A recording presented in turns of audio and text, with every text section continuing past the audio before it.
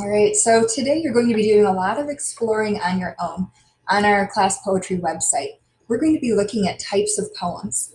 When your cursor hovers over this heading, types of poems, you'll see that there's a drop-down menu, and you're going to read through these and take a look at the different examples.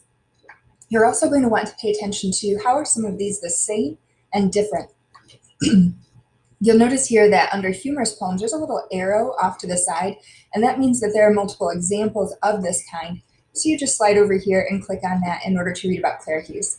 So when you're finished with this, you're going to take a Google quiz and make sure that you know what the defining characteristics are, maybe a few examples, and how some of these are the same and different, especially if there's a little arrow here that indicates that something is the same. So for example, what's the difference between a Claire Hugh and a limerick? With syllabic poetry, what's the difference between a cinquain and a haiku?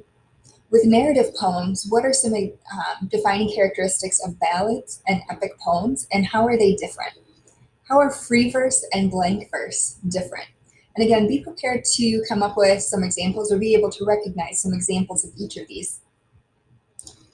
And you might notice that I have underlined some of the really important characteristics, like a limerick is a 5-line funny poem with a definitive rhyme scheme. And then let's take a look at, and you can see that they are a little bit different.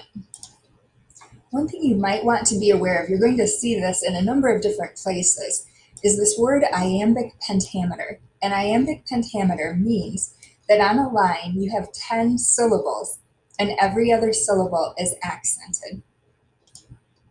Just like sonnets, blank verse also has this iambic pentameter, kind of like this. Does anybody want a cup of tea? You can hear how every other syllable there is accented. All right, so you're going to be doing, like I said, a lot of exploring here on your own, reading some examples, being able to recognize and read a couple of those poems there. All right, have a great day.